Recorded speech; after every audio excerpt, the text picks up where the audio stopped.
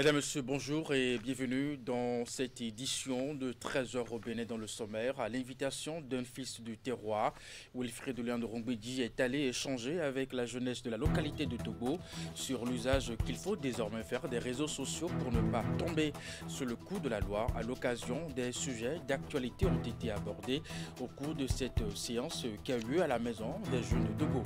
Ensuite, le secteur privé béninois a tenu la 3e édition de sa rentrée économique, occasion pour les différentes chambres consulaires du Bénin, les organisations patronales et les organisations du secteur privé de se réunir pour relancer les initiatives et projets du secteur économique pour le compte de l'année 2025. Cette rencontre annuelle s'est déroulée cette année sur l'esplanade de l'Amazone à Cotonou. Et pour finir, vous qui êtes amoureux de la vallée de l'Ouémé, les emblèmes de l'édition 2025 de Ouémé et qui aura lieu cette année à Goukan dans la commune des Aguégués sont disponibles. Le tissu et le t-shirt ainsi qu'un aperçu du programme de la fête ont été présentés au public par la coordination générale. Voilà pour vous le sommaire de cette édition. À nouveau, bonjour et bienvenue si vous nous rejoignez. Le porte-parole du gouvernement était dimanche dans la commune de Dogbo à l'invitation d'un fils du terroir, Wilfrid Léandre-Rongbédi, est allé échanger avec la jeunesse de la localité sur l'usage qu'il faut désormais faire des réseaux sociaux pour ne pas tomber sur le coup de la loi. Et pour l'occasion, des sujets d'actualité ont été abordés au cours de cette rencontre qui a eu lieu à la Maison des Jeunes de Dogbo. Voici le résumé de ces échanges avec Narcisse Alossé. Ce que les gens sur les réseaux sociaux ne font pas. Les réseaux sociaux, un espace de liberté ou une source de manipulation de la jeunesse. C'est sur ce groupe de mots que le porte-parole du gouvernement planche ici devant une foule de jeunes gens et de femmes de la commune de Dogbo sur initiative de ce monsieur. Parce qu'aujourd'hui, il y a beaucoup d'intoxications qui circulent sur les réseaux sociaux à tout moment. Il y a beaucoup d'informations, il y a de désinformations. Et même entre nous jeunes, si nous faisons les lui pour vous, par exemple, nous ne connaissons pas les sanctions. Au cours d'une séance participative, aucun aspect du sujet n'a été occulté, surtout celui concernant le partage des informations sur les réseaux sociaux. Déjà, ne partagez pas parce que vous avez vu sur les réseaux. Vous partagez si vous êtes convaincu, si vous avez vérifié. Il y a ce qu'on appelle les sources d'information, les sources officielles. Ah, j'ai vu telle chose. Peut-être que ça implique le commissariat. Vous êtes ici. Rien ne vous empêche d'aller voir le commissaire. Mais si vous partagez, c'est que vous êtes responsable de ce que vous partagez. Responsable devant la loi et tout ce qu'elle prévoit en cas de délit. Et derrière ce thème central, l'assistance constituée de plusieurs couches socio-professionnelles est revenue sur bien d'autres sujets d'actualité. D'abord, la question d'un 3e mandat de Patrice Talon qui agite encore l'opinion publique. Si le débat n'est pas ici, il n'a en revanche connu aucune ride autour de la genèse de la réforme sur le droit de grève au Bénin. Plus loin, le porte-parole de l'exécutif y est allé avec une anecdote. L'un des syndicalistes lui a dit, Monsieur le Président, vous ne voulez pas signer? Il dit, je ne signe pas moi dans cette question. Vous allez céder bientôt. Quand il va en mourir dans les hôpitaux, vous allez céder. Et le président dit pardon. Oui, oui. Quand il va en mourir dans les hôpitaux, vous allez céder. Enfin, l'extrémisme violent avec les attaques terroristes que le Bénin a essuyées ces derniers temps. À ceux qui proposent des journées de deuil national suite à l'attaque du 8 janvier dernier, Wilfrid Léandre-Rongbédi trouve que ce n'est pas opportun. Le meilleur hommage qu'on puisse rendre à ces martyrs, a-t-il insisté, c'est de poursuivre avec les investissements afin de mieux équiper les forces de défense et de sécurité. Rencontre des ministres de l'enseignement supérieur avec l'équipe rectorale et tous les acteurs de la communauté de l'Université nationale des sciences, technologies, ingénierie et mathématiques. Les échanges visent entre autres objectifs d'apprécier le niveau d'exécution des cahiers de charges des dirigeants de la première mandature de l'équipe rectorale installée suite à un appel de candidature. Les précisions avec Imet Elena Moussou et Georges Vaudenon. C'est une séance pour échanger avec les divers acteurs de la communauté de l'Université nationale des sciences, technologies, ingénierie et mathématiques UNESTIM d'Abomey. Sur place, Éléonore Yaïladékan et son homologue ministre conseillère sont venus s'imprégner du bilan de gestion de la première mandature de l'équipe rectorale installée suite à un appel à candidature. Et ça fait 3 ans que cette belle équipe est à votre service, mes chers étudiants, avec ce contrat de grande responsabilité, à savoir restructurer les offres de formation pour qu'elles soient plus attrayantes et appeler des industriels, faciliter votre mise en stage et en même temps votre insertion professionnelle. On ne peut pas dire qu'en 3 ans, nous avons toute la solution à tous les problèmes. Mais nous venons voir si nous avons pu avancer. Est-ce que vous-même, chers apprenants, vous êtes sentis un peu plus considérés ou bien les douleurs se sont intensifiées? Occasion propice pour revenir sur les raisons qui ont conduit à la création de ce centre universitaire, de même que les réformes entreprises dans le secteur de l'enseignement supérieur et de la recherche scientifique. La rencontre a aussi été une aubaine pour apprécier le niveau d'exécution des cahiers de charges des dirigeants, ainsi que les résultats obtenus. Les difficultés rencontrées, de même que les solutions apportées par les parties, ont également fait objet de débats. Soyez patients. D'abord, soyez fiers de vous, parce que ce que nous réalisons dans les conditions qui sont les nôtres, vraiment, c'est à saluer. Il faut s'asseoir et se dire non, on est bon. Il faut se dire on est bon et il faut se féliciter. Bravo à vous, bravo à tous.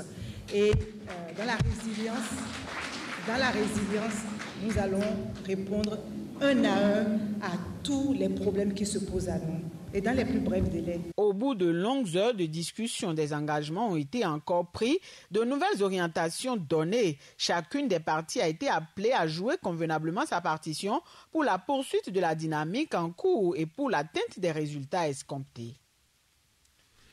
Je vous l'annonçais en titre, le secteur privé béninois a tenu la 3e édition de sa rentrée économique, occasion pour les différentes chambres consulaires du Bénin, les organisations patronales et les organisations du secteur privé de se réunir pour relancer les initiatives et projets du secteur économique pour le compte de l'année 2025. Cette rencontre annuelle s'est déroulée cette année sur l'esplanade de l'Amazone à Cotonou et a connu la participation active des différents acteurs impliqués. Retour ici sur la cérémonie d'ouverture des activités. Les ambitions restent les mêmes pour ces différents acteurs ici réunis pour trouver des solutions innovantes pour le rayonnement du secteur privé béninois. Ils veulent continuer à bâtir un secteur privé fort, compétitif et capable de jouer un rôle majeur dans le rayonnement économique du Bénin sur la scène internationale. Ceci à travers cette plateforme d'échange et de réflexion en vue de poser les bases du développement économique pour le compte de la nouvelle année. L'année 2025 s'annonce pleine de nouvelles opportunités, mais aussi de défis à relever. Ensemble, avec détermination et une vision partagée, nous pouvons continuer à bâtir un secteur privé fort, compétitif et capable de jouer un rôle majeur dans le rayonnement économique du Bénin sur la scène internationale. Il est donc nécessaire pour le secteur privé d'opter pour une synergie d'action afin de relever les différents défis au cours de cette année 2025. Nous devons garantir que chaque artisan dispose des compétences adaptées aux exigences modernes tout en valorisant les savoir-faire traditionnels. La mise en place de centres de formation performants en partenariat avec des institutions spécialisées est une priorité. Comme deuxième axe également, c'est de faciliter l'accès au financement. Sans l'agriculture, pas de transformation artisanale, ni industrielle, ni commercialisation. Sans investissement et d'emploi, pas de production agricole, artisanale, industrielle, ni de compétitivité, encore moins de performance. Il nous faut donc déployer une solidarité exemplaire et volontaire entre institutions du secteur privé marchand et faire le choix des actions hardies pour booster confortablement l'économie béninoise. Au cours de cette rencontre, l'assistance a eu droit à 2 différentes présentations, notamment sur le climat des affaires et les perspectives de l'année 2025 sur la vitalité des entreprises. 2 différents panels axés sur plusieurs pans des réalités entrepreneuriales ont aussi été animés. Un premier sur l'entrepreneuriat féminin et un deuxième sur le modèle d'entrepreneur béninois pour une croissance économique inclusive. Le ministre Yves Kwaro-Tchabi a procédé à la mise en service officielle d'une salle numérique réalisée par l'UNICEF au CEG Nyempurima de Natitengu, portant désormais à 4 le nombre de salles numériques dans les collèges de la ville. La cérémonie de mise en service de cette salle a mobilisé pour la circonstance le ministre conseiller à charge de l'enseignement secondaire, l'autorité communale, les représentants de l'UNICEF, de l'Union européenne, personnel, enseignants et les apprenants à la Sanarouna. Alors vous êtes prêts là? C'est cette coupure symbolique du ruban par le ministre Yves Kwaro-Tchabi qui consacre la mise en service officielle de la salle numérique du CG Nyempurima à Natitengu. Équipée d'une quarantaine d'ordinateurs de dernière génération, d'un routeur de connexion Internet, d'un projecteur plus accessoire, cette salle numérique vient à point nommé pour permettre aux apprenants du dit collège d'accéder facilement aux connaissances via le digital. Mes chers élèves, ces salles numériques sont bien plus que des espaces modernes remplis de matériel technologique. Ce sont des portails, c'est-à-dire de grandes portes vers de grandes opportunités à l'infini. Est-ce que vous m'entendez? Oui. À travers ces salles, vous pouvez accéder à des connaissances qui transcendent, qui dépassent les frontières. En optant avec les partenaires tels que l'Union européenne, la coopération suisse, Vinci Énergie et la fondation Move Africa pour la mise en place de cette salle numérique dans ce collège, l'UNICEF vient ainsi combler l'une des attentes de l'État central, l'utilisation du numérique à des fins éducatives des apprenants.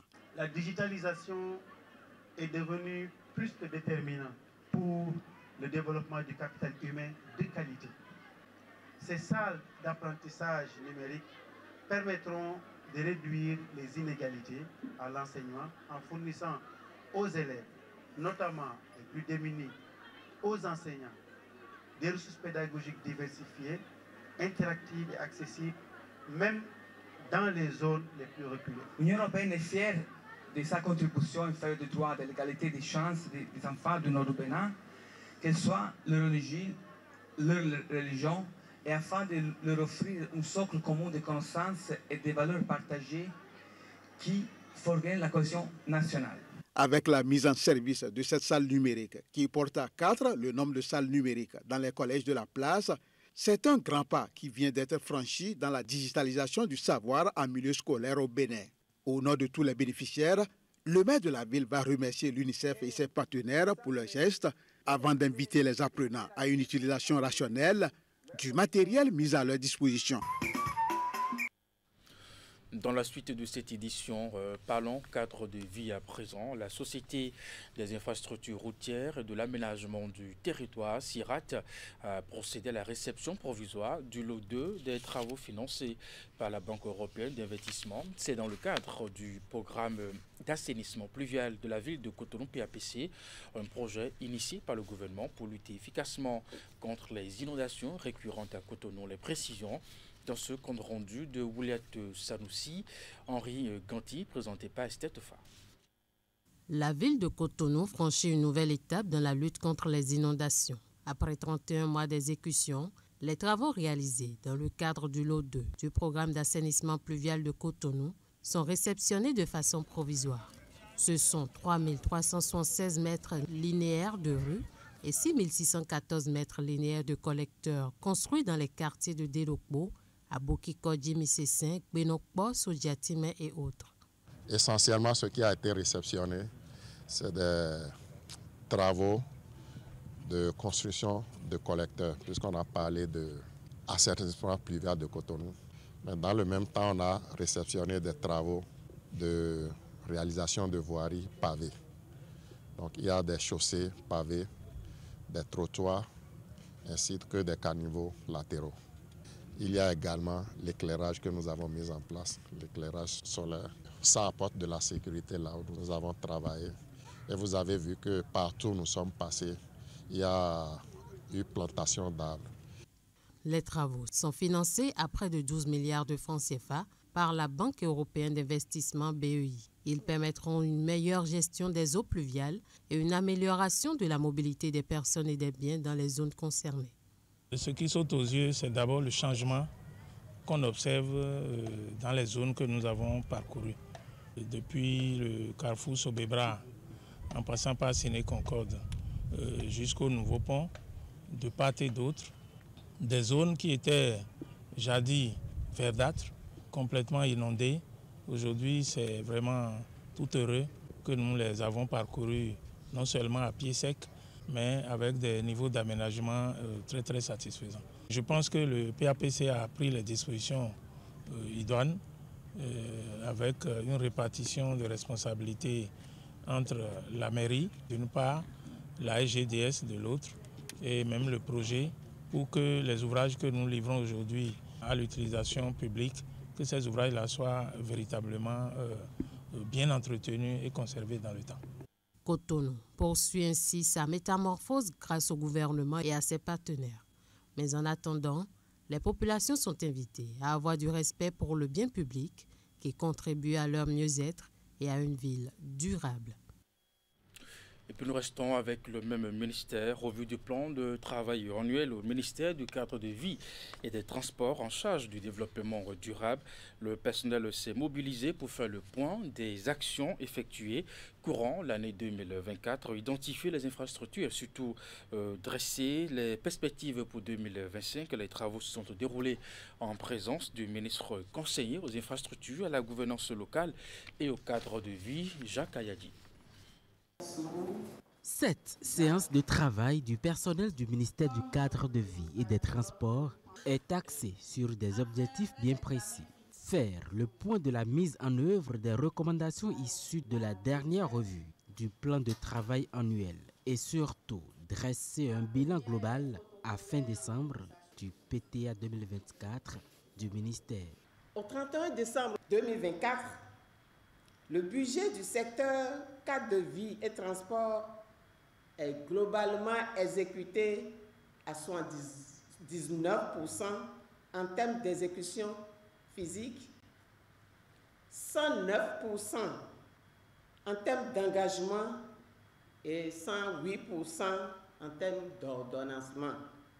2 panels ont meublé les échanges avant le dévoilement des grandes orientations du budget d'exercice 2025, un bilan de performance du programme d'action du gouvernement 2021-2026 est fait. Les perspectives et priorités pour 2025 sont également énoncées.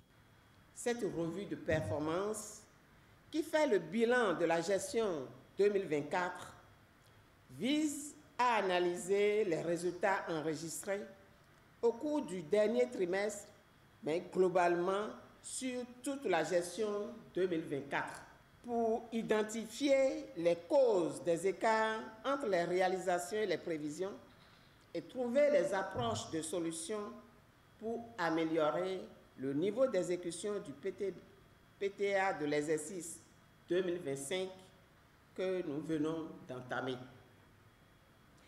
Il s'agira en clair d'apprécier sans langue de bois nos réalisations physiques et financières à fin décembre 2024 de manière quantitative et qualitative afin d'opérer les réagissements qui s'imposent dans les prochains mois.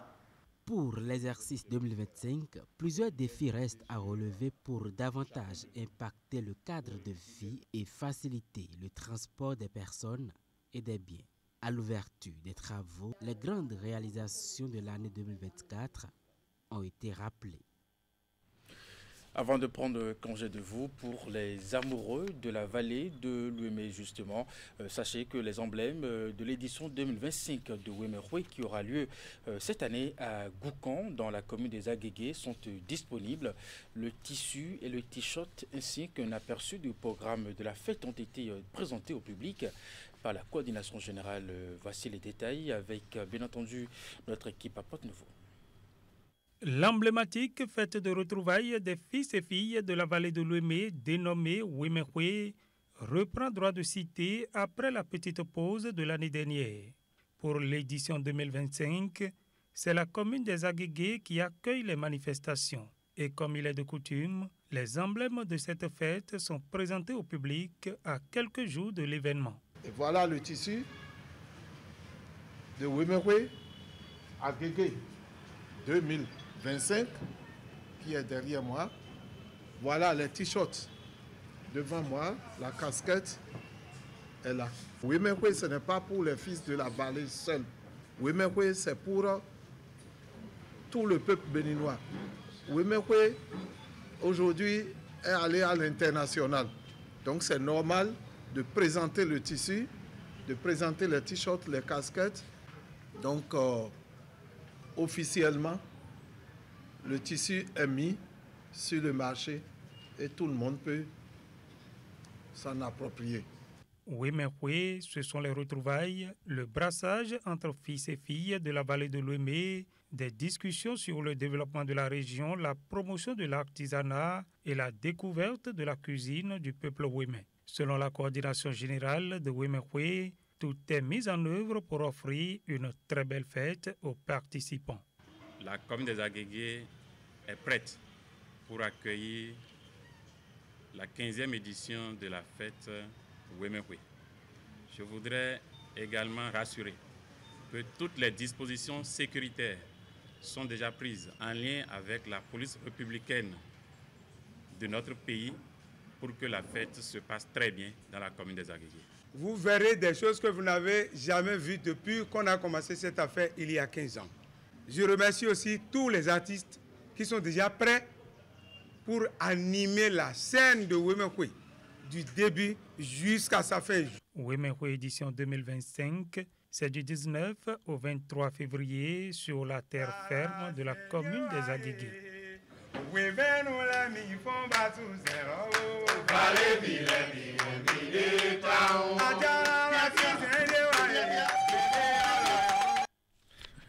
C'est la fin de cette édition. Merci à vous qui nous suivez d'un peu partout, à Abomey-Calavi, Porte-Nouveau, Cotonou, Parakou, dans bien d'autres villes également du Bénin, d'ici et d'ailleurs.